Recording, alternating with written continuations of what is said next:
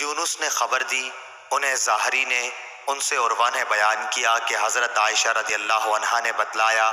کہ جب سورج گرہن لگا تو نبی کریم صلی اللہ علیہ وسلم نماز کے لیے کھڑے ہوئے اور ایک لمبی سورت پڑھی، پھر رکوع کیا اور بہت لمبا رکوع کیا، پھر سر اٹھایا، اس کے بعد دوسری سورت شروع کر دی، پھر رکوع کیا اور رکوع پورا کر کے اس رکعت کو ختم کیا اور سجدے میں گئے، پھر دوسری رکعت میں بھی آپ صلی اللہ علیہ وسلم نے اسی طرح کیا۔ نماز سے فارغ ہو کر آپ نے فرمایا کہ سورج اور چاند اللہ کی نشانیوں میں سے دو نشانیاں ہیں، اس لیے جب تم ان میں گرہن دیکھو تو نماز شروع کر دو جب تک کہ یہ صاف ہو جائے، اور دیکھو میں نے اپنی اسی جگہ ان تمام چیزوں کو دیکھ لیا ہے جن کا مجھ سے وعدہ ہے، یہاں تک کہ میں نے یہ بھی دیکھا کہ میں جنت کا ایک خوشہ لینا چاہتا ہوں۔